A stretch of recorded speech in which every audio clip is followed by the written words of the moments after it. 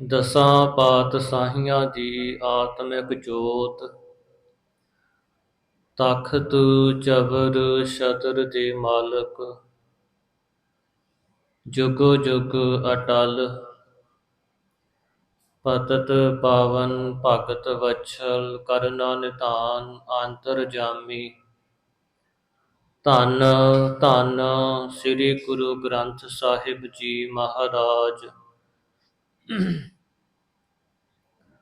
ਸਤਿਗੁਰਾਂ ਦੀ ਸਾਜੀ ਨਿਵਾਜੀ ਪਰਮ ਸਨਮਾਨਯੋਗ, ਗੁਰੂ ਰੂਪ ਖਾਲਸਾ ਸਾਧ ਸੰਗਤ। ਸਤਿਗੁਰੂ ਮਹਾਰਾਜ ਜੀ ਦੀ ਅਪਾਰ ਕਿਰਪਾ ਦਇਆ ਸਦਕਾ ਅੰਮ੍ਰਿਤ ਵੇਲੇ ਸਜ ਰਹੇ ਦੀਵਾਨ ਅੰਦਰ ਆਪ ਸਭ ਸੰਗਤ ਨੇ ਸਤਿਗੁਰੂ ਸੱਚੇ ਪਾਤਸ਼ਾਹ ਜੀ ਦੇ ਦਰਸ਼ਨ ਦੀਦਾਰ ਕੀਤੇ। ਅੰਮ੍ਰਿਤ ਬਾਣੀ ਨਿਤਨੇਮ ਸਰਵਣ ਕਰਕੇ ਆਪਣੇ ਜੀਵਨ ਦਾ ਮਹਾਨ ਲਾਹਾ ਪ੍ਰਾਪਤ ਕੀਤਾ, ਆਨੰਦ ਮਾਣਿਆ। ਗੁਰੂ ਘਰ ਦੀ ਰੋਜ਼ਾਨਾ ਮਰਿਆਦਾ ਅੰਮ੍ਰਿਤ ਬਾਣੀ ਦੀ ਲੜੀਵਾਰ ਕਥਾ ਦਾ ਸਮਾਂ ਹੋਇਆ ਹੈ। ਸੁਣ ਹਰ ਕਥਾ ਉਤਾਰੀ ਮੈਲ, ਮਹਾਪਨੀਤ ਭਏ ਸੁਖ ਸੈਲ। ਸਤਿਗੁਰੂ ਮਹਾਰਾਜ ਜੀ ਨੇ ਸ੍ਰੀ ਜਪਜੀ ਸਾਹਿਬ ਬਾਣੀ ਅੰਦਰ 33 ਨੰਬਰ ਪੌੜੀ ਵਿੱਚ ਉਪਦੇਸ਼ ਬਖਸ਼ੇ ਹਨ। ਸਭ ਸੰਗਤਾਂ ਮਾਈ ਭਾਈ ਮਨ ਚਿਤ ਬਿਰਤੀਆਂ ਇਕਾਗਰ ਕਰਕੇ ਗੁਰੂ ਚਰਨਾਂ ਨਾਲ ਜੁੜੀਏ ਅਤੇ ਆ ਰਹੀ ਕਥਾ ਸਰਵਣ ਕਰਕੇ ਆਪਣੇ ਜੀਵਨ ਦਾ ਹੋਰ ਲਾਹਾ ਪ੍ਰਾਪਤ ਕਰੀਏ ਜੀ।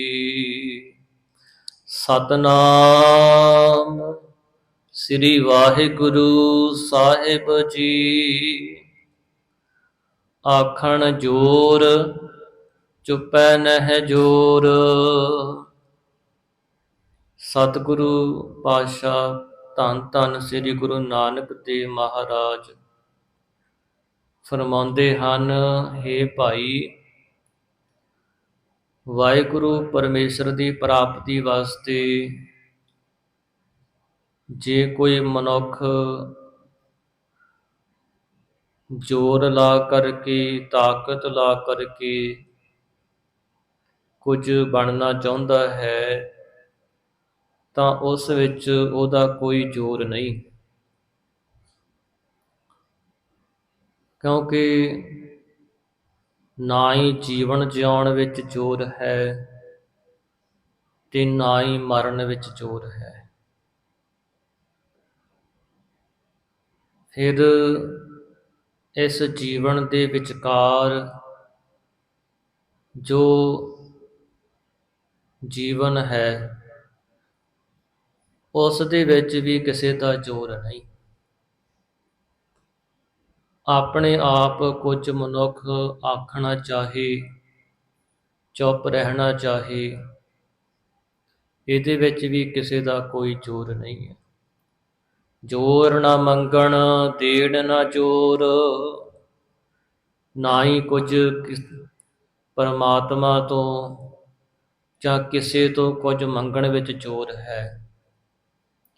ਤੇ ਕੋਈ ਦਾਤਾ ਬਣ ਕੇ ਦੇਣਾ ਚਾਹੇ, ਉਹਦੇ ਵਿੱਚ ਵੀ ਕਿਸੇ ਦਾ ਕੋਈ ਜ਼ੋਰ ਨਹੀਂ। ਜ਼ੋਰ ਨਾ ਜੀਵਨ ਮਰਨ ਨਹਿ ਜ਼ੋਰ। ਜਿਉਣ ਵਿੱਚ ਵੀ ਜੀਵਨ ਵਿੱਚ ਵੀ ਕਿਸੇ ਦਾ ਕੋਈ ਜ਼ੋਰ ਨਹੀਂ ਹੈ। ਜਿਵੇਂ ਸਾਧ ਸੰਗਤ ਹਰਨਾਕਸ਼ ਨੇ 8 ਵਰ ਪ੍ਰਾਪਤ ਕੀਤੇ ਸਨ। ਮੈਂ ਨਾ ਹੀ ਦਿਨੇ ਮਰਾਂ ਨਾ ਰਾਤ ਨੂੰ ਮਰਾਂ, ਇਸ ਤਰ੍ਹਾਂ ਨਾ ਹੀ ਕਿਸੇ ਸ਼ਾਸਤਰ ਨਾਲ, ਨਾ ਆਸਤਰ ਨਾਲ, ਨਾ ਹੀ ਕੋਈ ਮੈਨੂੰ 84 ਲੱਖ ਜੂਨ ਵਿੱਚੋਂ ਮਾਰ ਸਕੇ। ਇਸ ਤਰ੍ਹਾਂ 8 ਵਾਰ ਲੈਣਾ ਕੀਤੀ। ਉਸ ਸਮੇਂ ਪਰਮਾਤਮਾ ਨੇ ਨਰਸਿੰਘ ਰੂਪ ਧਾਰਨ ਕਰਕੇ ਰਾਤ ਹੋਣ ਤੋਂ ਪਹਿਲਾਂ, ਸੂਰਜ ਦੇ ਛਿਪਣ ਤੋਂ ਪਹਿਲਾਂ ਉੱਥੇ ਸਾਧ ਸੰਗਤ ਘਰ ਦੀ ਦਿਉੜੀ 'ਤੇ ਰੱਖ ਕੇ ਆਪਣੇ ਨੌਹਾਂ ਦੇ ਨਾਲ ਪੱਟਾਂ 'ਤੇ ਰੱਖ ਕਰਕੇ ਇਸ ਨੂੰ ਮਾਰ ਦਿੱਤਾ। ਔਰ ਭਗਤ ਪ੍ਰਹਿਲਾਦ ਜੀ ਦੀ ਰੱਖਿਆ ਕੀਤੀ।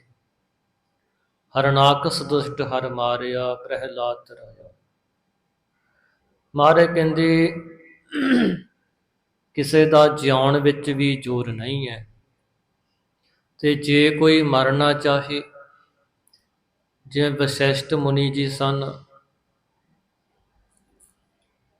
ਵਿਸ਼ਵਾਮਿੱਤਰ ਜਦੋਂ ਇਹਨਾਂ ਨੂੰ ਮਿਲਣ ਵਾਸਤੇ ਆਉਂਦਾ ਸੀ ਤਾਂ ਵਸ਼ਿਸ਼ਟ ਮੁਨੀ ਜੀ ਇਹਨਾਂ ਨੂੰ ਰਾਜ ਰਿਖੀ ਕਿਹਾ ਕਰਦੇ।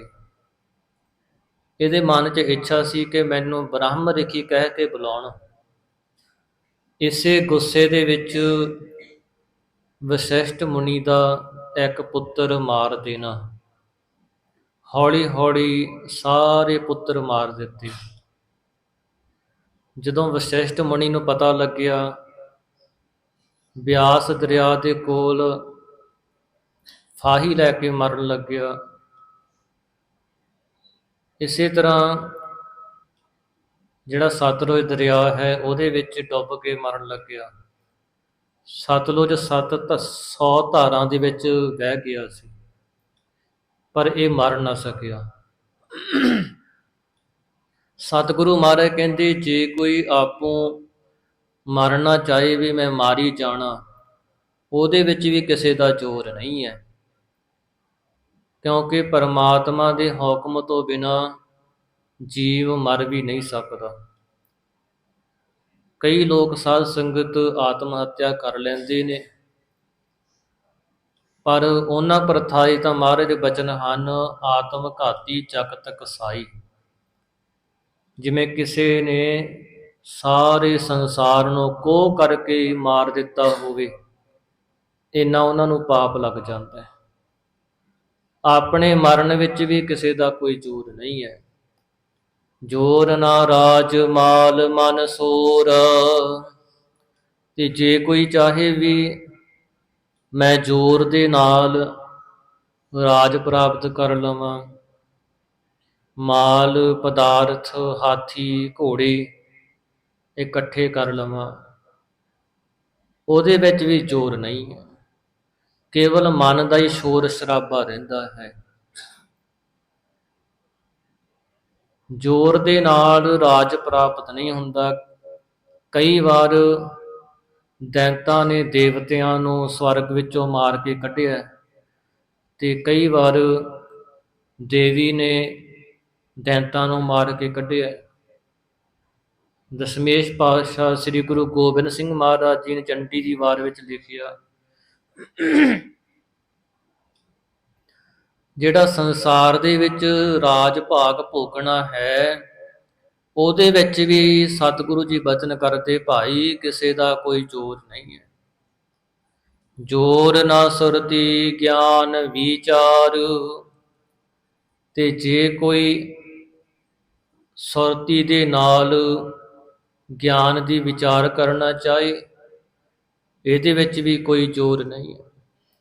ਸੁਰਤੀਆਂ ਆਦਿਕ ਜਿਹੜੇ ਧਰਮ ਗ੍ਰੰਥ ਨੇ, ਉਹਨਾਂ ਦੇ ਸ਼ਲੋਕ ਨੇ, ਉਹਨਾਂ ਨੂੰ ਪੜ੍ਹ ਕੇ ਆਪਣੀ ਆਤਮਾ ਦਾ ਨਿਰਣਾ ਕਰਨਾ ਚਾਹੇ, ਵਿਚਾਰ ਗਿਆਨ ਦੀ ਪ੍ਰਾਪਤੀ ਕਰਨਾ ਚਾਹੇ, ਇਹਦੇ ਵਿੱਚ ਵੀ ਕਿਸੇ ਦਾ ਜ਼ੋਰ ਨਹੀਂ ਹੈ। ਜ਼ੋਰ ਨਾ ਜੁਗਤੀ ਛੁਟੈ ਸੰਸਾਰ। ਜਿਹੜੇ ਨਿਆਇਕ ਨੇ ਉਹਨਾਂ ਨੇ ਕਈ ਤਰ੍ਹਾਂ ਦੀਆਂ ਜੁਗਤੀਆਂ ਕਥਨ ਕੀਤੀਆਂ ਨੇ, ਪਰ ਕੋਈ ਮਨੁੱਖ ਜ਼ੋਰ ਦੇ ਨਾਲ ਜੁਗਤੀ ਵਰਤ ਕੇ ਸੰਸਾਰ ਤੋਂ, ਮਾਇਆ ਤੋਂ ਛੁੱਟਣਾ ਚਾਹੇ ਤਾਂ ਛੁੱਟ ਨਹੀਂ ਸਕਦਾ।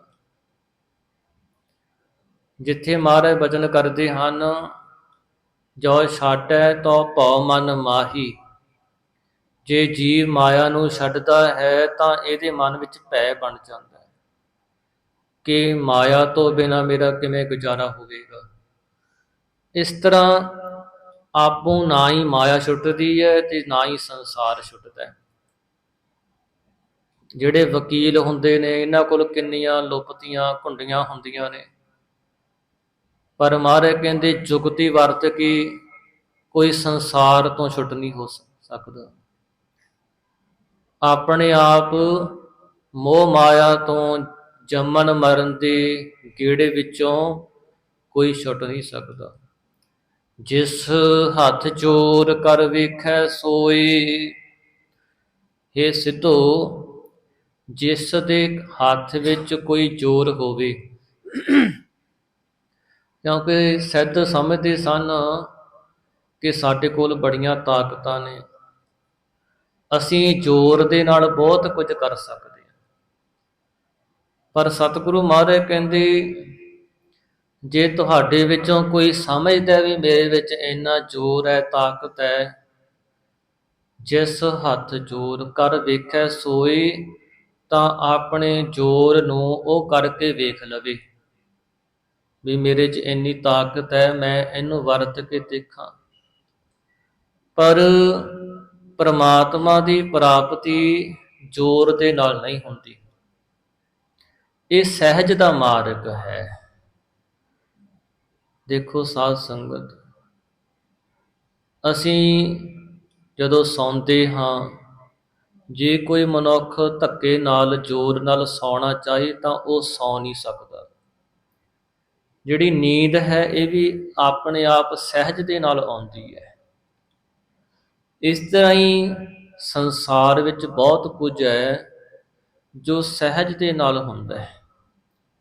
ਦਰਖਤ ਬੀਜ ਪਹਿਲਾਂ ਹੁੰਦਾ ਹੈ, ਫਿਰ ਹੌਲੀ ਹੌਲੀ ਵੱਧਦਾ ਹੈ, ਸਹਿਜੇ ਸਹਿਜੇ ਉਹਨੂੰ ਫੁੱਲ ਤੇ ਫਲ ਲੱਗਦੇ ਨੇ, ਫਲ ਵੀ ਸਹਿਜੇ ਸਹਿਜੇ ਪੱਕਦਾ ਹੈ।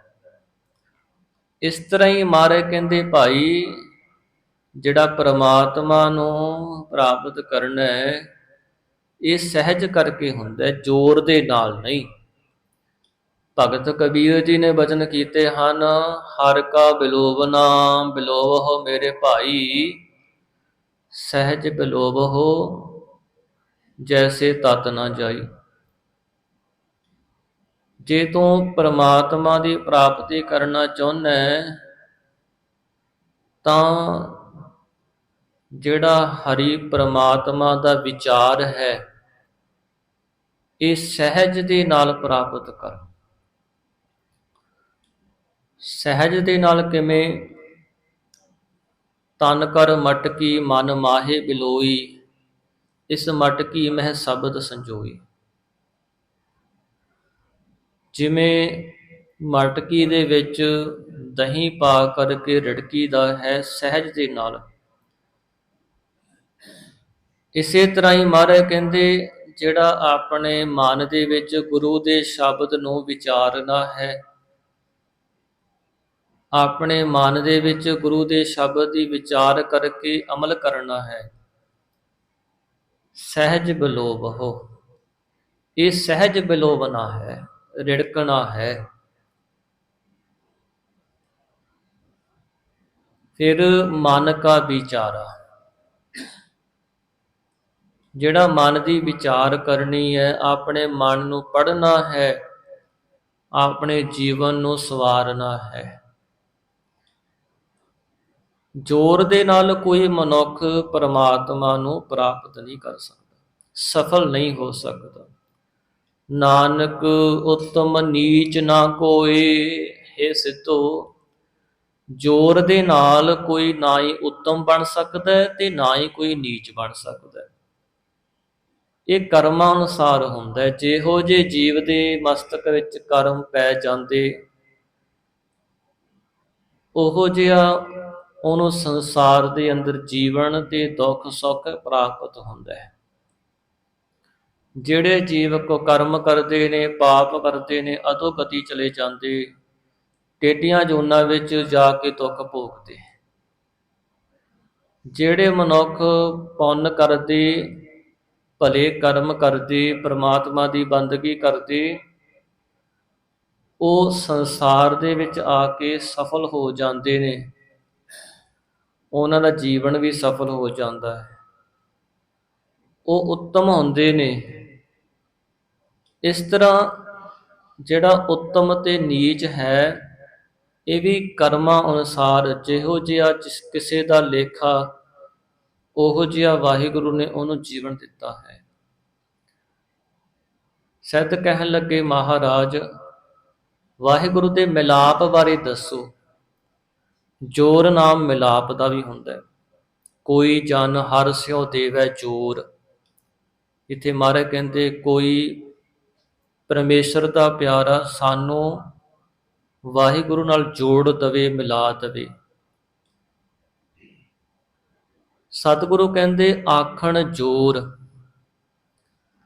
ਆਪਣੀ ਜ਼ੁਬਾਨੀ ਰਸਨਾ ਦੇ ਨਾਲ ਆਖਣ ਕਰਕੇ, ਗਿਆਨ ਕਹਿਣ ਦੇ ਨਾਲ ਵੀ ਜੋਰ ਪ੍ਰਮਾਤਮਾ ਨਾਲ ਮਿਲਾਪ ਨਹੀਂ ਹੁੰਦਾ।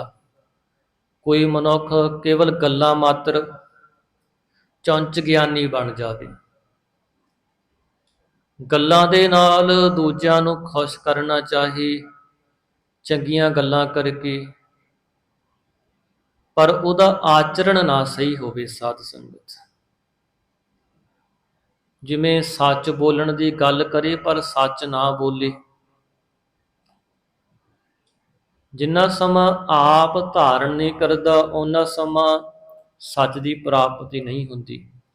ਇਸ ਤਰ੍ਹਾਂ ਕੋਈ ਆਖੀ ਜਾਵੇ, ਕੇਵਲ ਪਰਮਾਤਮਾ ਨੂੰ ਆਖੀ ਜਾਵੇ, ਪਰ ਕੇਵਲ ਆਖਣ ਦੇ ਨਾਲ ਮਹਾਰਾਜ ਕਹਿੰਦੇ ਜੋਰ ਮਿਲਾਪ ਨਹੀਂ ਹੁੰਦਾ। ਚੁੱਪੈ ਨਹਿ ਜੋਰ, ਤੇ ਨਾ ਹੀ ਚੁੱਪ ਕਰਨ ਦੇ ਨਾਲ ਵੀ ਕੋਈ ਮਨੁੱਖ ਮੌਨੀ ਬਣ ਕੇ ਬੈਠ ਜਾਵੇ।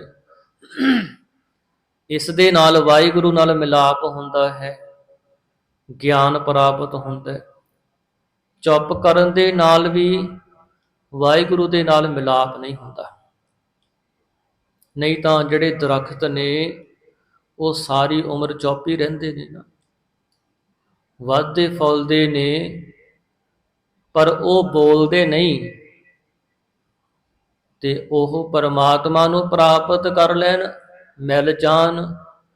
ਪਰ ਸਤਿਗੁਰੂ ਬਚਨ ਕਰਦੇ ਚੁੱਪ ਰਹਿਣ ਦੇ ਨਾਲ ਵੀ ਭਾਈ ਪਰਮੇਸ਼ਰ ਦੇ ਨਾਲ ਮਿਲਾਪ ਨਹੀਂ ਹੁੰਦਾ। ਇਹ ਸਿਧਾਂਤ ਹੈ, ਜਿੱਥੇ ਬੋਲਣਹਾਰੀ ਹੈ ਤਿੱਥੇ ਚੰਗੀ ਚੁੱਪ। ਮੂਰਖ ਹੈ ਨਾਲ ਨਾ ਲੁੱਝੀ ਹੈ।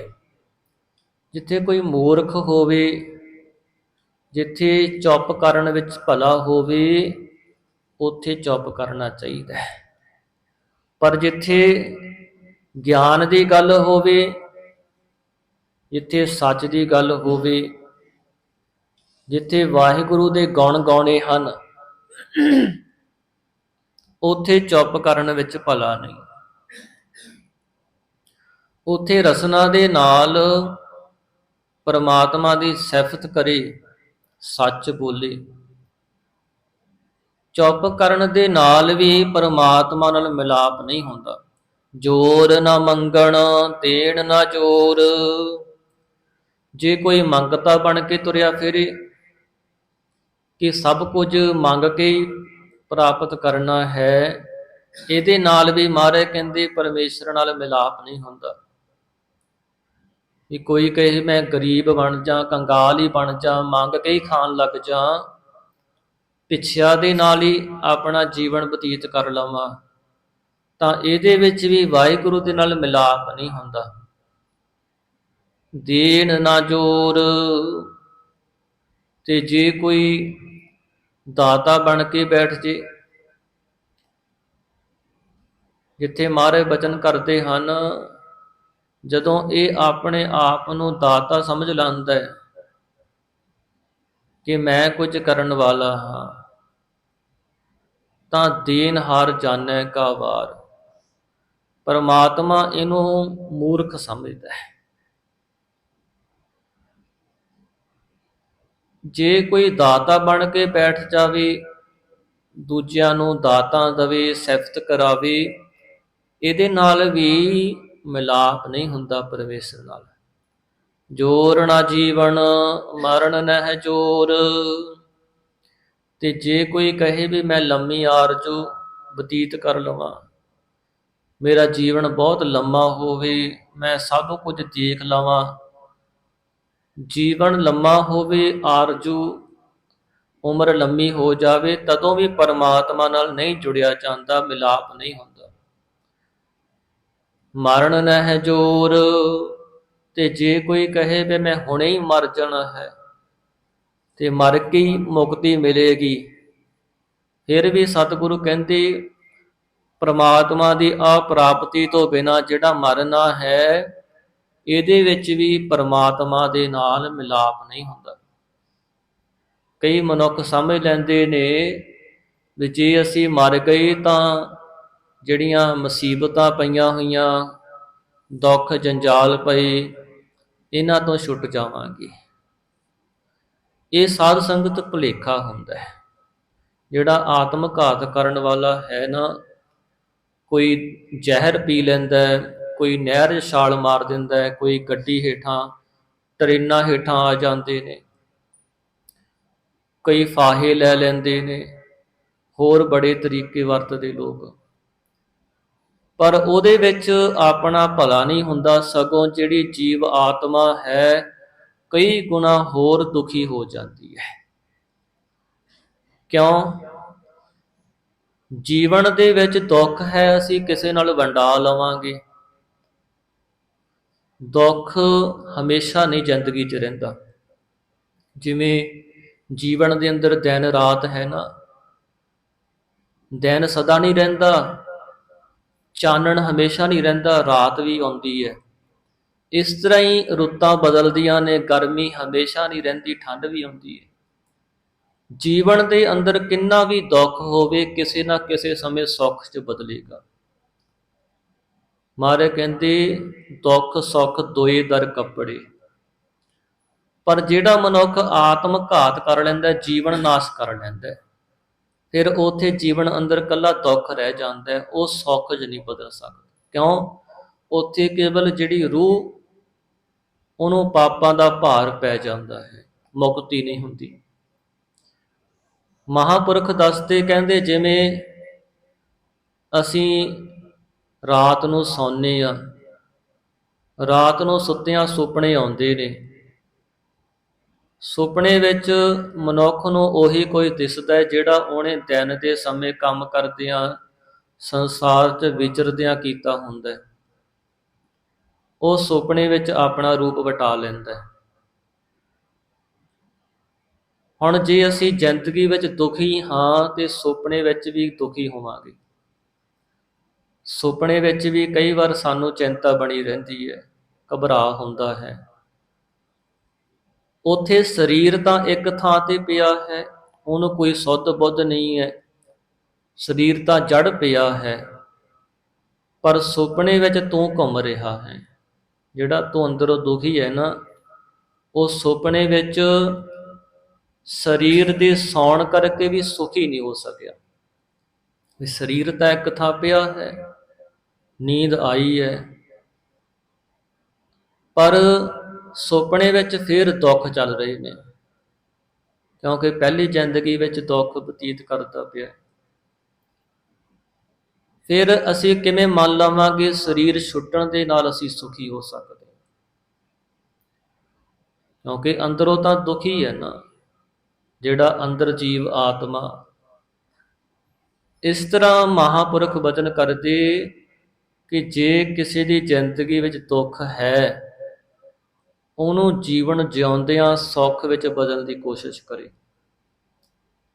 ਜੇ ਅਸੀਂ ਬੰਦਗੀ ਕਰਾਂਗੇ, ਦੁੱਖ ਕੱਟਿਆ ਜਾ ਸਕਦਾ, ਸੰਗਤ ਕਰਾਂਗੇ, ਪਰ ਅਸੀਂ ਉਹ ਸਰੀਰ ਕਰਕੇ ਕਰ ਸਕਦੇ ਹਾਂ। ਜਦੋਂ ਸਰੀਰ ਹੀ ਹੱਥੋਂ ਚਲਿਆ ਗਿਆ ਆਤਮ ਘਾਤ ਕਰਨ ਕਰਕੇ, ਫਿਰ ਬੰਦਾ ਕਿਵੇਂ ਛੁੱਟ ਗਏ, ਕਿਵੇਂ ਉਹ ਸੰਗਤ 'ਚ ਆਵੇਗਾ, ਕਿਵੇਂ ਸੇਵਾ ਕਰ ਸਕਦਾ, ਕਿਵੇਂ ਸੁਖੀ ਹੋ ਸਕਦਾ ਹੈ? ਤਾਂ ਜਿਹੜੇ ਗੁਰਮੁਖ ਨੇ ਉਹ ਆਪਣੇ ਜੀਵਨ ਵਿੱਚ ਜਿਹੜਾ ਦੁੱਖ ਹੁੰਦਾ ਹੈ ਉਹ ਨਾਮ ਜਪ ਕੇ ਸੇਵਾ ਸਿਮਰਨ ਵਿੱਚ ਜੁੜ ਕਰਕੇ ਕੱਟ ਲੈਂਦੇ ਨੇ। ਇਸ ਲਈ ਮਹਾਰਾਜ ਬਚਨ ਕਰਦੇ, ਭਾਈ ਮਰਨ ਨੈ ਹੈ ਜ਼ੋਰ, ਆਪੋਂ ਜੇ ਕੋਈ ਮਰ ਕਰਕੇ ਚਾਹੇ ਕਿ ਮੈਂ ਪਰਮਾਤਮਾ ਨੂੰ ਮਿਲ ਜਾਵਾਂਗਾ, ਛੁੱਟ ਜਾਵਾਂਗਾ ਇਹਨਾਂ ਦੁੱਖਾਂ ਤੋਂ ਜੰਜਾਲਾਂ ਤੋਂ, ਮਹਾਰਾਜ ਕਹਿੰਦੇ ਨਹੀਂ ਛੁੱਟ ਸਕਦਾ। ਜੋਰ ਨਾ ਰਾਜ ਮਾਲ ਮਨ ਸੂਰ, ਜੇ ਕੋਈ ਕਹੇ ਵੀ ਮੈਂ ਬਹੁਤ ਰਾਜ ਭਾਗ ਭੋਗਾਂਗਾ, ਬਹੁਤ ਪਦਾਰਥ ਜੋੜਾਂਗਾ, ਮਾਲ ਹਾਥੀ ਘੋੜੇ, ਪਰ ਉਹ ਪਰਮਾਤਮਾ ਨਾਲ ਨਹੀਂ ਮਿਲ ਸਕਦਾ। ਇਹਨਾਂ ਵਿੱਚ ਰਹਿੰਦਿਆਂ ਬੰਦਾ ਹੋਰ ਦੁਖੀ ਹੋ ਜਾਂਦਾ ਹੈ। ਜਿੰਨੇ ਪਦਾਰਥ ਵੱਧਦੇ ਜਾਣਗੇ ਓਨੀਆਂ ਚਿੰਤਾ ਵੱਧਦੀਆਂ ਜਾਣਗੀਆਂ। ਪਦਾਰਥ ਵਧੇ ਨੇ ਪਰ ਉਹਨਾਂ ਵਿੱਚ ਜੇ ਮਨ ਲੱਗਿਆ ਹੋਇਆ, ਜਿੰਨਾ ਮਨ ਵਿੱਚ ਖੁੱਭਿਆ ਹੋਵੇਗਾ ਮਾਇਆ ਦੇ, ਦੇਖੋ ਮਾਇਆ ਮਾੜੀ ਨਹੀਂ ਹੈ, ਮਾਇਆ ਥੋੜ੍ਹੀ ਹੋਵੇ ਭਾਵੇਂ ਬਹੁਤੀ ਹੋਵੇ, ਜੇ ਸਾਡਾ ਚਿੱਤ ਮਾਇਆ ਵਿੱਚ ਰਹਿੰਦਾ ਹੈ ਤੇ ਉਹ ਦੁੱਖ ਹੀ ਦਿੰਦੀ ਹੈ। ਤੇ ਜੇ ਮਾਇਆ ਤੋਂ ਚਿੱਤ ਪਾਸੇ ਹੋ ਜਾਵੇ ਔਰ ਮਾਇਆ ਨੂੰ, ਪਦਾਰਥਾਂ ਨੂੰ, ਜੋ ਕੁਝ ਸਾਨੂੰ ਵਾਹਿਗੁਰੂ ਨੇ ਦਾਤਾਂ ਬਖਸ਼ੀਆਂ ਨੇ, ਪਰਮੇਸ਼ਰ ਦਾ ਦਿੱਤਾ ਹੋਇਆ ਜਾਣ ਕੇ ਸ਼ੁਕਰਾਨਾ ਕਰੇ, ਚਿੱਤ ਵਾਹਿਗੁਰੂ ਵਿੱਚ ਜੋੜ ਕੇ ਰੱਖੇ, ਫਿਰ ਸੁਖੀ ਹੁੰਦਾ ਹੈ। ਜੇ ਦਾਤ ਪਿਆਰੀ ਵਿਸਰਿਆ ਦਾਤਾਰਾ, ਦਾਤਾਂ ਪਿਆਰੀਆਂ ਲੱਗਦੀਆਂ ਨੇ ਭਾਵੇਂ ਥੋੜੀਆਂ ਨੇ ਭਾਵੇਂ ਬਹੁਤੀਆਂ ਨੇ, ਤੇ ਦਾਤਾ ਵਿਸਰ ਗਿਆ, ਫਿਰ ਕਦੇ ਪਰਮਾਤਮਾ ਨਾਲ ਨਹੀਂ ਮਿਲ ਸਕਦਾ। ਜੋਰ ਨਾ ਰਾਜ, ਨਾ ਹੀ ਰਾਜ ਵਿੱਚ ਮਹਾਰਾਜ ਕਹਿੰਦੇ ਜੇ ਕੋਈ ਬਹੁਤਾ ਖੱਚਤ ਹੋ ਕੇ ਚਾਹੇ ਕਿ ਵਾਹਿਗੁਰੂ ਨਾਲ ਮਿਲ ਪਵਾਂਗਾ ਜਾਂ ਉਹਨੂੰ ਗਿਆਨ ਪ੍ਰਾਪਤ ਹੋ ਜਾਏਗਾ, ਨਹੀਂ ਹੋ ਸਕਦਾ। ਮਾਲ ਪਦਾਰਥਾਂ ਵਿੱਚ ਵੀ ਮਹਾਰਾਜ ਕਹਿੰਦੇ ਮਨ ਦਾ ਹੀ ਸ਼ੋਰ ਬਣਿਆ ਰਹਿੰਦਾ ਹੈ, ਮਨ ਦੇ ਵਿੱਚ ਹੀ ਹਮੇਸ਼ਾ ਰੌਲਾ ਪਿਆ ਰਹਿੰਦਾ ਹੈ। ਜੋਰ ਨਾ ਸੁਰਤੀ ਗਿਆਨ ਵਿਚਾਰ, ਜੇ ਕੋਈ ਚਾਹੇ ਕਿ ਮੈਂ ਸੁਰਤੀਆਂ ਆਦਿਕ ਧਰਮ ਗ੍ਰੰਥਾਂ ਨੂੰ ਪੜ੍ਹ ਕੇ ਵਾਹਿਗੁਰੂ ਨਾਲ ਮਿਲ ਜਾਵਾਂਗਾ, ਤਾਂ ਵੀ ਪੜ੍ਹਨ ਮਾਤਰ ਵਾਹਿਗੁਰੂ ਨਾਲ ਮਿਲਿਆ ਨਹੀਂ ਜਾਂਦਾ ਤੇ ਨਾ ਹੀ ਗਿਆਨ ਦੀ ਪ੍ਰਾਪਤੀ ਹੁੰਦੀ ਹੈ। ਕੇਵਲ ਗਿਆਨੀ ਬਣ ਕੇ ਜੇ ਕੋਈ ਕਿ ਕਹੇ ਕਿ ਮੈਂ ਪਰਮਾਤਮਾ ਨਾਲ ਮਿਲ ਜਾਵਾਂਗਾ, ਭਗਤ ਰਵਿਦਾਸ ਜੀ ਨੇ ਬਚਨ ਕੀਤੇ ਕਿ ਇਹ ਮਨੁੱਖ ਹਮੇਸ਼ਾ ਹੰਕਾਰ ਕਰਦਾ ਹੈ। ਹਉ ਪੰਡਤ ਹਉ ਚਤੁਰ ਸਿਆਣਾ, ਕਰਨੈ ਹਾਰ ਨਾ ਬੁੱਝੈ ਏਨ। ਇਹ ਤਾਂ ਕਹਿੰਦਾ ਹੈ ਕਿ ਮੈਂ ਪੰਡਤ ਹਾਂ, ਮੈਂ ਬੜੀ ਉੱਚੀ ਕੁਲ ਵਾਲਾ ਹਾਂ, ਮੇਰੇ ਕੋਲ ਬੜਾ ਗਿਆਨ ਹੈ, ਪਰ ਜਿਹਦੇ ਅੰਦਰ ਪਰਮਾਤਮਾ ਦਾ ਪ੍ਰੇਮ ਨਹੀਂ ਹੈ ਉਹ ਵਾਹਿਗੁਰੂ ਨਾਲ ਨਹੀਂ ਮਿਲ ਸਕਦਾ। ਜੋ ਜਾਣੈ ਹਉ ਕਥਨੀ ਕਰਤਾ, ਵਿਆਪਾਰੀ ਬਸਦਾ ਜਿਉ ਫਿਰਤਾ। ਜੇ ਕੇਵਲ ਗਿਆਨ ਤੱਕ ਸੀਮਤ ਹੈ ਤਾਂ ਵੀ ਵਾਹਿਗੁਰੂ ਨਾਲ ਮਿਲਿਆ ਨਹੀਂ ਜਾਂਦਾ, ਕਿਉਂਕਿ ਜਿਹੜਾ ਕੇਵਲ ਗਿਆਨੀ ਹੈ ਉਹ ਤਾਂ ਸਤਿਗੁਰੂ ਕਹਿੰਦੇ ਇਸ ਤਰ੍ਹਾਂ ਹੈ ਜਿਵੇਂ ਕੋਈ ਵਪਾਰੀ ਵਪਾਰ ਕਰ ਰਿਹਾ ਹੋਵੇ। ਹਿਰਦੇ ਵਿੱਚ ਪ੍ਰੇਮ ਹੋਣਾ ਚਾਹੀਦਾ ਹੈ, ਫਿਰ ਵਾਹਿਗੁਰੂ ਨਾਲ ਮਿਲਿਆ ਜਾਂਦਾ ਹੈ। ਜੋਰ ਨਾ ਸੁਰਤੀ ਗਿਆਨ ਵਿਚਾਰ,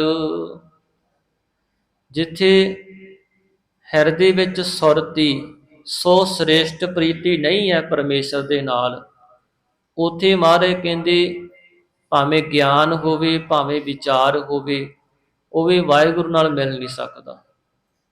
ਜੋਰ ਨਾ ਜੁਗਤੀ ਛੁੱਟੈ ਸੰਸਾਰ, ਜੁਗਤੀਆਂ ਵਰਤਨ ਦੇ ਨਾਲ ਵੀ ਕਈ ਤਰ੍ਹਾਂ ਕਰਕੇ ਸੰਸਾਰ ਤੋਂ ਛੁੱਟਿਆ ਨਹੀਂ ਜਾਂਦਾ, ਵਾਹਿਗੁਰੂ ਨਾਲ ਮਿਲਾਪ ਨਹੀਂ ਹੁੰਦਾ। ਭਾਵੇਂ ਮਨੁੱਖ ਕਿੰਨੀਆਂ ਜੁਗਤੀਆਂ ਵਰਤ ਲਵੇ, ਕਿੰਨੇ ਸਾਧਨ ਕਰ ਲਵੇ, ਗ੍ਰੰਥ ਪੜ੍ਹ ਲੈਣਾ ਕਰੇ, ਜਾਂ ਸੰਸਾਰ ਦੇ ਵਿੱਚ ਤਿਆਗੀ ਹੋ ਜਾਵੇ, ਜਾਂ ਕੋਈ ਭੇਖ ਬਣਾ ਲੈਣਾ ਕਰੇ ਸਰੀਰ ਤੇ, ਪਰ ਕੋਈ ਵੀ ਜੁਗਤੀ ਵਰਤਨ ਕਰਕੇ ਪਰਮਾਤਮਾ ਦੇ ਨਾਲ ਮਿਲਿਆ ਨਹੀਂ ਜਾਂਦਾ, ਸੰਸਾਰ ਤੋਂ ਛੁੱਟਿਆ ਨਹੀਂ ਜਾਂਦਾ। ਜਿਸ ਹੱਥ ਜੋਰ ਕਰ ਵੇਖੈ ਸੋਏ, ਜਿਸ ਵਾਹਿਗੁਰੂ ਦੇ ਹੱਥ ਜੋਰ ਹੈ, ਮਿਲਾਪ ਹੈ, ਕਰ ਵੇਖੈ ਸੋਏ, ਉਹੀ ਮਹਾਰਾਜ ਕਹਿੰਦੇ ਜੀਵਾਂ ਨੂੰ ਆਪ ਮਿਲਾਉਣ ਵਾਲਾ ਹੈ। ਜਿਸ ਵਾਹਿਗੁਰੂ ਦੇ ਪਾਸ ਸਾਰਾ ਜ਼ੋਰ ਹੈ ਨਾ, ਆਪੋਂ ਕੋਈ ਮਹਾਰਾਜ ਕਹਿੰਦੇ ਆਪਣੇ ਜ਼ੋਰ ਨਾਲ ਨਹੀਂ ਮਿਲ ਸਕਦਾ, ਭਾਵੇਂ ਉਹ ਕੋਸ਼ਿਸ਼ ਕਰਕੇ ਦੇਖ ਲਵੇ। ਪਰ ਜਿਸ ਵਾਹਿਗੁਰੂ ਦੇ ਹੱਥ ਇਹ ਜ਼ੋਰ ਹੈ, ਜਿਸ ਹੱਥ ਜ਼ੋਰ, ਜੋ ਵਾਹਿਗੁਰੂ ਸਾਰਿਆਂ ਨੂੰ ਮਿਲਾਉਂਦਾ ਹੈ, ਸਾਰਿਆਂ ਦੇ ਅੰਦਰਲੀ ਹਾਲਤ ਨੂੰ ਜਾਣਦਾ ਹੈ, ਜੋ ਵਾਹਿਗੁਰੂ ਜੀਵਾਂ ਨੂੰ ਮਿਲਾਉਣ ਵਾਸਤੇ ਆਪ ਸੰਸਾਰ ਦੇ ਅੰਦਰ ਜੁਗਾਂ ਜੁਗਾਂ ਤੋਂ ਅਵਤਾਰ ਧਾਰਨ ਕਰਕੇ ਜਾਂ ਆਪ ਸਰੂਪ ਧਾਰਨ ਕਰਕੇ ਆਉਂਦਾ ਹੈ, ਉਹੀ ਕਰ ਵੇਖੈ ਸੋਏ। ਮਹਾਰਾਜ ਕਹਿੰਦੇ ਜੀਵਾਂ ਨੂੰ ਆਪਣੇ ਭਗਤ ਸੰਤ ਬਣਾ ਕਰਕੇ ਦੇਖਦਾ ਹੈ। ਨਾਨਕ ਉਤਮ ਨੀਚ ਨਾ ਕੋਈ, ਸਤਿਗੁਰੂ ਨਾਨਕ ਦੇਵ ਮਹਾਰਾਜ ਫਰਮਾਉਂਦੇ, ਭਾਈ ਆਪੋਂ ਆਪਣੇ ਜ਼ੋਰ ਦੇ ਨਾਲ ਕੋਈ ਪ੍ਰਮਾਤਮਾ ਨਾਲ ਮਿਲ ਨਹੀਂ ਸਕਦਾ। ਕੋਈ ਉੱਚਾ ਬਣ ਕੇ, ਭਾਵ ਉੱਤਮ ਬਣ ਕਰਕੇ, ਅਧਿਕਾਰੀ ਬਣ ਕੇ, ਤੇ ਕੋਈ ਨੀਚ ਨਿਮਰਤਾ ਵਿੱਚ ਆ ਕਰਕੇ, ਨਿਰਮਾਨਤਾ ਵਿੱਚ ਆ ਕਰਕੇ ਆਪੋਂ ਕੋਈ ਪਰਮਾਤਮਾ ਨਾਲ ਨਹੀਂ ਮਿਲ ਸਕਦਾ। ਮਿਲਦਾ ਕੌਣ ਹੈ? ਅੰਤਰ ਆਤਮਾ ਜੋ ਮਿਲਿਆ, ਮਿਲਿਆ ਕਹੀਐ ਸੋਏ। ਜਿਹੜਾ ਅੰਦਰ ਆਤਮੇ ਪਰਮਾਤਮਾ ਨਾਲ ਮਿਲਦਾ ਹੈ, ਜਿਹੜਾ ਪਹਿਲਾਂ ਗੁਰੂ ਨਾਲ ਮਿਲਦਾ ਹੈ, ਗੁਰ ਲਾਗਾ ਤਬ ਜਾਣੀਐ ਮਿਟੈ ਮੋਹ ਤਨ ਤਾਪ, ਜਿਹਦੇ ਜੀਵਨ ਅੰਦਰੋਂ ਮੋਹ ਮਿਟ ਗਿਆ ਹੈ, ਤਿੰਨ ਤਾਪ ਨਾਸ ਹੋ ਗਏ, ਉਹੀ ਸਾਧ ਸੰਗਤ ਪਰਮੇਸ਼ਰ ਨਾਲ ਮਿਲ ਸਕਦਾ ਹੈ। ਜਿਹਨੇ ਵਾਹਿਗੁਰੂ ਦੇ ਨਾਲ ਪਹਿਲਾ ਮਿਲਾਪ ਕੀਤਾ ਹੈ, ਪਰਮਾਤਮਾ ਦਾ ਸਰੂਪ ਤੇ ਪਰਮਾਤਮਾ ਨੂੰ ਆਪਣਾ ਘਰ ਜਾਣ ਕੇ, ਇਹ ਜਾਣ ਕੇ ਕਿ ਮੈਂ ਪਰਮਾਤਮਾ ਤੋਂ ਵਿਛੜਿਆ ਹੋਇਆ ਹਾਂ ਔਰ ਉਸ ਦੇ ਨਾਲ ਮਿਲਣਾ ਹੈ, ਉਹ ਮੇਰਾ ਪਿਤਾ ਹੈ ਔਰ ਮੈਂ ਉਸ ਦੇ ਨਾਲ ਮਿਲਣਾ ਹੈ। ਫਿਰ ਮਹਾਰਾਜ ਕਹਿੰਦੇ ਆਪਣੇ ਸਰੂਪ ਦੀ ਪਛਾਣ ਕਰੇ, ਪਛਾਣ ਕਰੂਗਾ ਗੁਰੂ ਨਾਲ ਮਿਲ ਕੇ। ਸਤਿਗੁਰਾਂ ਨੇ ਹੀ ਇਸ ਨੂੰ ਆਪਣੇ ਸਰੂਪ ਦਾ ਗਿਆਨ ਦੇਣਾ ਹੈ। ਜਿੰਨਾ ਸਮਾਂ ਅੰਦਰਲੇ ਆਪਣੇ ਆਤਮੇ ਦੀ ਸੋਝੀ ਨਹੀਂ ਪੈਂਦੀ, ਓਨਾ ਸਮਾਂ ਜੀਵ ਪਰਮਾਤਮਾ ਨਾਲ ਮਿਲ ਹੀ ਨਹੀਂ ਸਕਦਾ। ਜਿਵੇਂ ਸੋਨਾ ਹੁੰਦਾ ਹੈ ਨਾ, ਜਦੋਂ ਉਹਦੇ ਤੋਂ ਗਹਿਣੇ ਬਣ ਜਾਂਦੇ ਨੇ, ਵੱਖਰੇ ਦਿਸਦੇ ਨੇ, ਪਰ ਹੁੰਦਾ ਉਹ ਸੋਨਾ ਹੀ ਹੈ। ਜਦੋਂ ਕਠਾਲੀ ਵਿੱਚ ਪਾਵਾਂਗੇ ਸਾਧ ਸੰਗਤ, ਉਹਨੂੰ ਤਾ ਦਿੱਤਾ ਜਾਂਦਾ ਹੈ ਕਠਾਲੀ ਵਿੱਚ ਪਾ ਕਰਕੇ, ਫਿਰ ਉਹ ਸੋਨਾ ਗਹਿਣਾ ਨਹੀਂ ਰਹਿੰਦਾ, ਡਲੀ ਬਣ ਜਾਂਦਾ ਹੈ। ਤੇ ਜਿਹੜਾ ਮੈਲਾ ਸੋਨਾ ਹੁੰਦਾ, ਜਿਹਦੇ ਵਿੱਚ ਮੈਲ ਹੁੰਦੀ ਹੈ, ਉਹਨੂੰ ਵੀ ਸੁਨਿਆਰ ਵੀਰ ਕਠਾਲੀ ਵਿੱਚ ਪਾ ਕਰਕੇ ਤਾ ਦੇਣਾ ਕਰਦਾ, ਫਿਰ ਉਹਦੇ ਵਿੱਚੋਂ ਮੈਲ ਕੱਢਦਾ ਹੈ। ਇਸ ਤਰ੍ਹਾਂ ਹੀ ਗੁਰੂ ਸਾਹਿਬ ਜੀ, ਸਤਿਗੁਰ ਖੋਟਿਓ ਖਰੇ ਕਰੇ ਸ਼ਬਦ ਸਵਾਰਨਹਾਰ, ਜਿਹੜੇ ਜੀਵ ਖੋਟੇ ਸੁਭਾਅ ਵਾਲੇ ਨੇ, ਉਹਨਾਂ ਨੂੰ ਖਰੇ ਬਣਾਉਂਦੇ ਨੇ। ਜਿਹਦੇ ਮਨ ਵਿੱਚ ਖੋਟ ਹੈ ਨਾ, ਮਨ ਵਿੱਚ ਮੈਲ, ਜਿੱਥੇ ਮਨ 'ਚ ਮੈਲ ਹੁੰਦੀ ਹੈ, ਉੱਥੋਂ ਸਤਿਗੁਰੂ ਜੀ ਸ਼ੁੱਧ ਕਰ ਦਿੰਦੇ ਨੇ। ਫਿਰ ਉਹਨੂੰ ਇੱਕ ਨਵਾਂ ਰੂਪ ਦਿੰਦੇ ਨੇ, ਸ਼ੁੱਧ ਸਰੂਪ ਦੇ ਵਿੱਚ ਆਪਣੇ ਅੰਦਰ ਮਿਲਾ ਲੈਂਦੇ ਨੇ। ਗੁਰਸਿੱਖ ਗੁਰੂ ਦੇ ਨਾਲ ਮਿਲ ਕਰਕੇ ਫਿਰ ਅੰਤਰ ਆਤਮੇ ਪਰਮਾਤਮਾ ਨਾਲ ਮਿਲ ਜਾਂਦਾ ਹੈ। ਪਹਿਲਾਂ ਗੁਰੂ ਨਾਲ ਮਿਲਣਾ ਪੈਂਦਾ ਹੈ, ਫਿਰ ਪਰਮਾਤਮਾ ਨਾਲ ਮਿਲਿਆ ਜਾਂਦਾ ਹੈ। ਸਤਿਗੁਰ ਪੂਰਾ ਜੇ ਮਿਲੈ, ਪਾਈਐ ਰਤਨ ਵਿਚਾਰ, ਮਨ ਦੀਜੈ ਗੁਰ ਆਪਣੇ, ਪਾਈਐ ਸਰਬ ਪਿਆਰ। ਜਿਹਨੇ ਆਪਣੇ ਗੁਰੂ ਨੂੰ ਮੰਨ ਦਿੱਤਾ ਹੈ, ਉਹੀ ਮਹਾਰਾਜ ਕਹਿੰਦੇ ਇਸ ਜੁਗਤੀ ਨੂੰ ਪ੍ਰਾਪਤ ਕਰਦਾ ਹੈ, ਜਿਹੜਾ ਅੰਤਰ ਆਤਮੇ ਮਿਲਦਾ ਹੈ। ਨੇ ਭਾਈ ਮਹਿੰਗਾ ਜੀ ਨੇ ਸਤਿਗੁਰੂ ਅਮਰਦਾਸ ਮਹਾਰਾਜ ਨੂੰ ਬੇਨਤੀ ਕੀਤੀ, ਸਤਿਗੁਰੂ ਜੀਓ ਮੈਨੂੰ ਸਿੱਖੀ ਬਖਸ਼ੋ। ਗੁਰੂ ਮਹਾਰਾਜ ਨੇ ਬਚਨ ਕੀਤਾ, ਭਾਈ ਤੇਰਾ ਨਾਂ ਕੀ ਆ? ਕਹਿਣ ਲੱਗੇ, ਮਹਾਰਾਜ ਮੇਰਾ ਨਾਮ ਮਹਿੰਗਾ। ਸਤਿਗੁਰੂ ਕਹਿੰਦੇ ਫਿਰ ਸਿੱਖੀ ਵੀ ਬੜੀ ਮਹਿੰਗੀ ਹੈ। ਇਹ ਸਾਧ ਸੰਗਤ ਪਹਿਲਾਂ ਭਾਈ ਸਾਹਿਬ ਭਾਈ ਵੀਰ ਸਿੰਘ ਜੀ ਮਹਾਂਪੁਰਖ, ਉਹਨਾਂ ਲਿਖਿਆ ਕਿ ਲਾਹੌਰ ਵਿੱਚ ਰਹਿੰਦੇ ਸਨ। ਲਾਹੌਰ ਦੇ ਵਿੱਚ ਇੱਕ ਜੋਗੀ ਦੀ ਸੰਗਤ ਕੀਤੀ 10 ਸਾਲ ਲਗਾਤਾਰ। ਉਹਦੇ ਕੋਲੋਂ ਸਿੱਖਦੇ ਰਹੇ, ਪਰ ਕੋਈ ਪ੍ਰਾਪਤੀ ਨਾ ਹੋਈ। ਇਹਨਾਂ ਦੀ ਇਸਤਰੀ, ਉਹ ਵੀ ਜੋਗੀ ਦੀ ਸੇਵਾ ਕਰਦੀ ਸੀ। ਉਹਦੇ ਮਨ ਵਿੱਚ ਭਾਵਨਾ ਸੀ ਕਿ ਮੈਨੂੰ ਪੁੱਤਰ ਦੀ ਦਾਤ ਪ੍ਰਾਪਤ ਹੋਵੇ। ਇਹਦੇ ਅੰਦਰ ਭਾਵਨਾ ਸੀ ਕਿ ਮੈਨੂੰ ਗਿਆਨ ਦੀ ਪ੍ਰਾਪਤੀ ਹੋਵੇ, ਪਰ ਦੋਵਾਂ ਨੂੰ ਨਿਰਾਸ਼ਤਾ ਮਿਲੀ।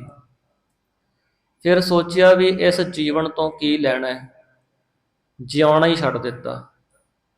ਇੱਕ ਮੰਜੇ ਤੇ ਪਏ ਰਹਿਣਾ, ਬਸ ਸਵੇਰੇ ਸ਼ਾਮ, ਨਾ ਕੁਝ ਖਾਣਾ ਪੀਣਾ, ਨਾ ਕੋਈ ਕੰਮ ਕਰਨਾ, ਬਸ ਇਸੇ ਨਿਰਾਸ਼ਤਾ ਦੇ ਵਿੱਚ ਹੀ। ਫਿਰ ਕਾਬਲ ਤੋਂ ਇੱਕ ਮਾਤਾ, ਜਿਹੜੀ ਸ੍ਰੀ ਗੁਰੂ ਅਮਰਦਾਸ ਮਹਾਰਾਜ ਜੀ ਦੇ ਹੁਕਮ ਦੇ ਨਾਲ, ਕਿਉਂਕਿ ਮਹਾਰਾਜ ਨੇ ਮਾਈਆਂ ਨੂੰ 52 ਪੀੜ ਦਿੱਤੇ ਸਨ, ਜਿਹੜੀਆਂ ਗੁਰਮੁਖ ਮਾਈਆਂ ਸਨ ਨਾ, ਜਿਨ੍ਹਾਂ ਨੂੰ ਆਤਮਿਕ ਪਦਵੀ ਪ੍ਰਾਪਤ ਹੋ ਜਾਂਦੀ ਸੀ, ਫਿਰ ਉਹ ਗੁਰੂ ਘਰ ਦੀ ਸੇਵਾ ਕਰਦੀਆਂ ਸਨ। ਦੂਰ ਦੂਰ ਤੱਕ ਪ੍ਰਚਾਰ ਕਰਨਾ ਸਿੱਖੀ ਦਾ, ਵੱਖ-ਵੱਖ ਦੇਸ਼ਾਂ ਵਿੱਚ ਜਾ ਕੇ।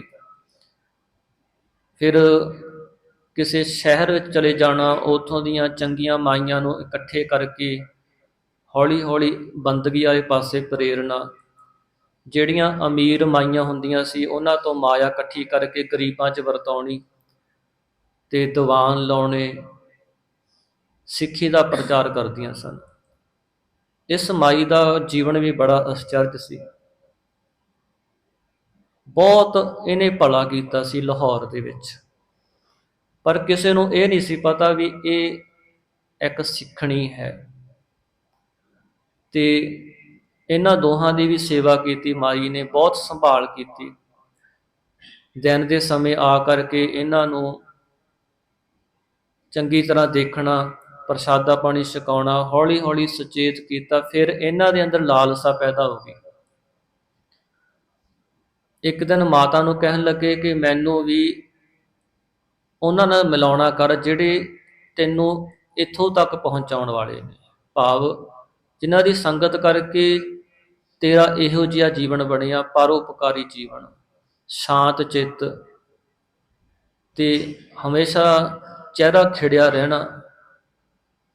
ਫਿਰ ਮਾਤਾ ਨੇ ਬਚਨ ਕੀਤਾ ਸੀ ਕਿ ਬਿਆਸ ਦਰਿਆ ਦੇ ਕੰਢੇ ਤੇ ਗੋਇੰਦਵਾਲ ਨਗਰ ਹੈ, ਸ੍ਰੀ ਗੁਰੂ ਅਮਰਦਾਸ ਮਹਾਰਾਜ, ਉਹਨਾਂ ਦੀ ਸ਼ਰਨ ਵਿੱਚ ਚਲਿਆ ਜਾ। ਭਾਈ ਮਹਿੰਗਾ ਫਿਰ ਇੱਥੇ ਆਇਆ ਸੀ। ਗੁਰੂ ਸਾਹਿਬ ਨੇ ਹੁਕਮ ਕੀਤਾ, ਭਾਈ ਗੁਰੂ ਘਰ ਦੀ ਸੇਵਾ ਕਰਿਆ ਕਰੋ, ਸੰਗਤ ਕਰਿਆ ਕਰੋ।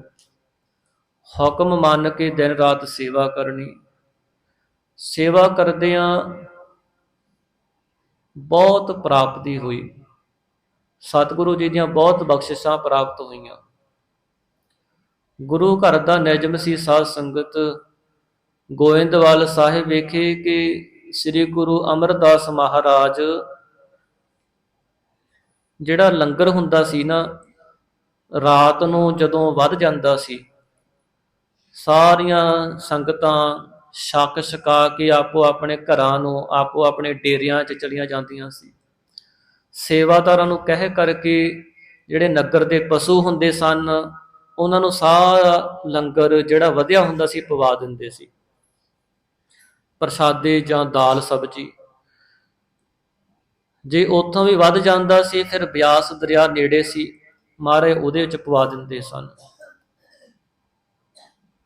ਇੱਕ ਦਿਨ ਕੁਝ ਪ੍ਰਸ਼ਾਦੇ ਵੱਧ ਗਏ। ਭਾਈ ਮਹਿੰਗਾ ਜੀ ਨੇ ਬੇਨਤੀ ਕੀਤੀ, ਮਹਾਰਾਜ ਆਪ ਜੀ ਦੇ ਹੁਕਮ ਦੇ ਨਾਲ ਸਾਰੇ ਨਗਰ ਨਿਵਾਸੀ ਤ੍ਰਿਪਤ ਹੋ ਗਏ ਨੇ, ਪਸ਼ੂ ਪੰਛੀ ਵੀ ਤ੍ਰਿਪਤ ਹੋ ਗਏ ਨੇ, ਹੁਣ ਕੁਝ ਕੁ ਪ੍ਰਸ਼ਾਦੇ ਵਧੇ ਹੋਏ ਨੇ, ਜੇ ਹੁਕਮ ਕਰੋ ਤਾਂ ਸਤਿਗੁਰਾਂ ਨੇ ਕਿਹਾ, ਭਾਈ ਇਸ ਨੂੰ ਬਿਆਸਾ ਦਰਿਆ ਵਿੱਚ ਪਾ ਕੇ ਆਓ। ਭਾਈ ਮਹਿੰਗਾ ਹੀ ਚਲੇ ਗਏ। ਜਦ ਨਗਰ ਤੋਂ ਬਾਹਰ ਆਏ, ਦਰਿਆ ਵਿੱਚ ਪ੍ਰਸ਼ਾਦੇ ਪਾ ਕਰਕੇ ਵਾਪਸ ਆ ਰਹੇ ਸਨ, ਰਸਤੇ ਵਿੱਚ ਇਹਨਾਂ ਨੂੰ ਚੋਰਾਂ ਨੇ ਰੋਕ ਲੈਣਾ ਕੀਤਾ।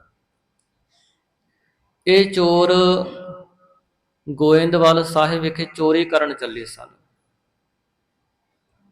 ਕਹਿਣ ਲੱਗੇ ਵੀ ਇਹ ਆਦਮੀ ਨਗਰ ਵਿੱਚ ਜਾਵੇਗਾ, ਰੌਲਾ ਪਾਵੇਗਾ, ਸਾਡੀ ਫਿਰ ਜਿਹੜੀ ਚੋਰੀ ਹੈ, ਸਾਨੂੰ ਮੌਕਾ ਮਿਲਣਾ ਹੈ, ਚੋਰੀ ਨਹੀਂ ਕਰ ਸਕਾਂਗੇ।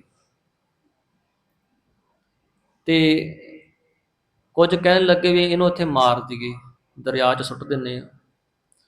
ਕੁਝ ਕਹਿਣ ਲੱਗੇ ਮਾਰਨਾ ਕਿਉਂ ਹੈ, ਆਪਾਂ ਨੂੰ ਤਾਂ ਇਹੀ ਹੈ ਨਾ ਵੀ ਇਹ ਪਿੰਡ 'ਚ ਨਾ ਜਾਵੇ, ਨਗਰ 'ਚ ਨਾ ਜਾਵੇ, ਇਹਨੂੰ ਟੋਆ ਪੱਟ ਕਰਕੇ ਲੱਕ ਤੱਕ ਦੱਬ ਦਿਓ, ਇਹਦੇ ਹੱਥ ਪਿੱਛੋਂ ਬੰਨ੍ਹ ਦਿੰਦੇ ਹਾਂ। ਭਾਈ ਸਾਹਿਬ ਜੀ ਨੂੰ ਲੱਕ ਤੱਕ ਸਾਧ ਸੰਗਤ ਮਿੱਟੀ 'ਚ ਦੱਬ ਦਿੱਤਾ, ਪਿੱਛੋਂ ਹੱਥ ਪੂਰੀ ਤਰ੍ਹਾਂ ਬੰਨ੍ਹ ਦਿੱਤੇ ਵੀ ਮਿੱਟੀ ਕੱਢ ਕੇ ਵਿੱਚੋਂ ਬਾਹਰ ਨਾ ਨਿਕਲ ਆਵੇ। ਤੇ ਆਪ ਇਹ ਚੋਰ ਜਦੋਂ ਨਗਰ ਵਿੱਚ ਵੜੇ, ਫੜੇ ਗਏ। ਉਸ ਸਮੇਂ ਸਤਿਗੁਰੂ ਮਹਾਰਾਜ ਜੀ ਦੇ ਹਜ਼ੂਰ ਸਵੇਰੇ ਪੇਸ਼ ਕੀਤੇ। ਸਿੱਖਾਂ ਨੇ ਕਿਹਾ, ਮਹਾਰਾਜ ਇਹ ਚੋਰੀ ਕਰਨ ਆਏ ਸਨ। ਸਤਿਗੁਰੂ ਜੀ ਦੇ ਦਰਸ਼ਨ ਕਰਕੇ ਇਹਨਾਂ ਦੇ ਮਨ ਤੇ ਇੰਨਾ ਅਸਰ ਪਿਆ ਨਾ, ਇੰਨਾ ਅਸਰ, ਜਿਵੇਂ ਦਹੀਂ 'ਚ ਮਧਾਣੀ ਪਾ ਦਈਏ, ਮੱਖਣ ਆਪੇ ਹੀ ਉੱਪਰ ਆ ਜਾਂਦਾ ਹੈ ਨਾ। ਇਹਨਾਂ ਦੀ ਜ਼ੁਬਾਨ ਤੇ ਸੱਚ ਆ ਗਿਆ। ਕਹਿਣ ਲੱਗੇ, ਮਹਾਰਾਜ ਚੋਰੀ ਤਾਂ ਕਰਨ ਆਏ ਸੀ, ਮਾੜਾ ਕੰਮ, ਪਰ ਅਸੀਂ ਤੁਹਾਡੇ ਸਿੱਖ ਨੂੰ ਬਾਹਰ ਨਗਰ ਤੋਂ ਦੱਬ ਕੇ ਵੀ ਆਏ ਹਾਂ। ਸਾਰੀ ਗੱਲ ਦੱਸੀ। ਸਤਿਗੁਰੂ ਮਹਾਰਾਜ ਉਸੇ ਸਮੇਂ ਆਪਣੇ ਤਖਤ ਤੋਂ ਉੱਠੇ, ਸਿੱਖਾਂ ਨੂੰ ਕਿਹਾ, ਭਾਈ ਕਹੀ ਲੈ ਕੇ ਆਓ, ਛੇਤੀ ਆਓ ਸਾਡੇ ਨਾਲ। ਤੇ ਮਹਾਰਾਜ ਤਾਂ ਕਾਹਲੀ ਦੇ ਨਾਲ ਸਾਧ ਸੰਗਤ ਉੱਥੇ ਪਹੁੰਚੇ। ਭਾਈ ਮਹਿੰਗੇ ਨੂੰ ਦੇਖਿਆ, ਜਦੋਂ ਹੱਥ ਪਿੱਛੋਂ ਬੰਨੇ ਹੋਏ ਨੇ ਤੇ ਨੀਵੀਂ ਪਾਈ ਹੋਈ ਹੈ, ਵਾਹਿਗੁਰੂ ਵਾਹਿਗੁਰੂ ਜਪ ਰਹੇ ਨੇ। ਸਤਿਗੁਰੂ ਮਹਾਰਾਜ ਜੀ ਨੇ ਦੋਵੇਂ ਹੱਥ ਖੋਲ੍ਹੇ, ਫਿਰ ਮਿੱਟੀ ਕਢਾ ਕਰਕੇ ਭਾਈ ਸਾਹਿਬ ਨੂੰ ਬਾਹਰ ਕੱਢਿਆ, ਆਪਣੇ ਗਲੇ ਨਾਲ ਲਾ ਲਿਆ। ਕਹਿੰਦੇ, ਮਹਿੰਗਿਆ ਦੱਸ ਇਹਨਾਂ ਚੋਰਾਂ ਨੂੰ ਕੀ ਦੰਡ ਦਈਏ। ਭਾਈ ਮਹਿੰਗਾ ਜੀ ਕਹਿਣ ਲੱਗੇ, ਮਹਾਰਾਜ ਇਹ ਤਾਂ ਗਰੀਬ ਨੇ, ਚੋਰੀ ਕਰਕੇ ਗੁਜ਼ਾਰਾ ਕਰਦੇ ਨੇ, ਕਈ ਲੋਕ ਤਾਂ ਆਪਣੀ ਕਿਰਤ ਕਰ ਲੈਂਦੇ ਨੇ, ਤੇ ਇਹਨਾਂ ਨੂੰ ਪੁੱਠੀ ਆਦਤ ਪੈ ਗਈ ਚੋਰੀ ਕਰਨ ਦੀ, ਇਹਨਾਂ ਨੂੰ ਵੀ ਮਾਇਆ ਚਾਹੀਦੀ ਹੈ। ਤੇ ਸਤਿਗੁਰੂ ਮਹਾਰਾਜ ਇਹਨਾਂ ਦੀ ਕਿਰਤ ਹੀ ਇਹੋ ਜਿਹੀ ਬਣ ਗਈ, ਤੁਸੀਂ ਕਿਰਪਾ ਕਰੋ, ਇਹਨਾਂ ਨੂੰ ਚੋਰੀ ਤੋਂ ਹਟਾ ਦਿਓ, ਇਹਨਾਂ ਨੂੰ ਸਿੱਖੀ ਬਖਸ਼ੋ। ਫਿਰ ਮਹਾਰਾਜ ਇਹਨਾਂ ਨੂੰ ਧਨ ਇੰਨਾ ਬਖਸ਼ ਦਿਓ ਵੀ ਇਹਨਾਂ ਨੂੰ ਚੋਰੀ ਕਰਨ ਦੀ ਜ਼ਰੂਰਤ ਨਾ ਪਵੇ। ਜਿਹੜਾ ਇਹਨਾਂ ਦਾ ਸੁਭਾਅ ਬਣਿਆ ਨਾ ਚੋਰੀ ਕਰਨ ਦਾ, ਪੈਸੇ ਵਾਸਤੇ, ਇਹਨਾਂ ਨੂੰ ਧਨ ਪਦਾਰਥ ਹੀ ਇੰਨੇ ਦੇ ਦਿਓ। ਸਤਿਗੁਰੂ ਮਹਾਰਾਜ ਨੇ ਭਾਈ ਮਹਿੰਗੇ ਨੂੰ ਗੱਲ ਲਾਇਆ, ਕਹਿੰਦੇ ਤੂੰ ਧਨ ਹੈ, ਜਿਹੜੇ ਤੈਨੂੰ ਦੁੱਖ ਦੇਣ ਵਾਲੇ ਸਨ ਉਹਨਾਂ ਬਾਰੇ ਵੀ ਸੁੱਖ ਮੰਗਿਆ, ਉਹਨਾਂ ਵਾਸਤੇ ਵੀ ਦਾਤ ਮੰਗ ਲਈ। ਜਿਹੜੇ ਇਸ ਤਰ੍ਹਾਂ ਸਾਧ ਸੰਗ ਵਾਹਿਗੁਰੂ ਨਾਲ ਮਿਲ ਜਾਂਦੇ ਨੇ, ਉਹ ਉੱਤਮ ਕਹਾਉਂਦੇ ਨੇ, ਉਹ ਪਰਮਾਤਮਾ ਨਾਲ ਮਿਲੇ ਹੋਏ ਹੁੰਦੇ ਨੇ। ਪਰ ਮਹਾਰਾਜ ਕਹਿੰਦੇ, ਕੋਈ ਆਪੋ ਆਪਣੇ ਜ਼ੋਰ ਨਾਲ ਕਹੇ ਕਿ ਮੈਂ ਮਿਲ ਗਿਆ ਹਾਂ, 4 ਗ੍ਰੰਥ ਪੜ੍ਹ ਲਏ, ਥੋੜ੍ਹਾ ਜਿਹਾ ਗਿਆਨ ਹੋ ਗਿਆ, ਫਿਰ ਲੋਕਾਂ ਨੂੰ ਨੇੜੇ ਨਹੀਂ ਲੱਗਣ ਦਿੰਦੇ, ਕਹਿੰਦੇ ਵੀ ਅਸੀਂ ਤਾਂ ਗਿਆਨੀ ਹੁੰਦੇ ਹਾਂ, ਅਹੰ ਬ੍ਰਹਮ ਅਸਮੀ ਨਿਸੰਗ ਭੋਗ ਲਸਮੀ। ਪਰ ਮਹਾਰਾਜ ਕਹਿੰਦੇ ਗੱਲੀ ਬਾਤੀ ਨਹੀਂ ਮਿਲਿਆ ਜਾਂਦਾ, ਜਿਹੜਾ ਅੰਤਰ ਆਤਮੇ ਪਰਮਾਤਮਾ ਨਾਲ ਮਿਲਦਾ ਉਹੀ ਮਿਲਿਆ ਕਹਾਉਂਦਾ।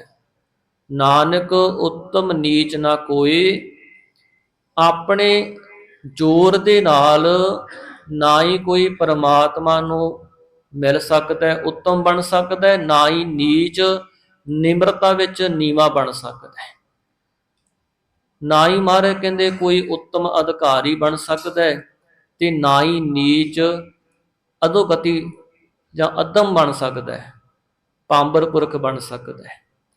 ਇਹ ਜੋ ਜੀਵ ਕਰਮ ਕਰਦੇ ਨੇ, ਉਹਨਾਂ ਕਰਮਾਂ ਅਨੁਸਾਰ ਵਾਹਿਗੁਰੂ ਉਹਨਾਂ ਦੇ ਮਸਤਕ ਵਿੱਚ ਲੇਖਾ ਬਣਾ ਦਿੰਦਾ ਹੈ।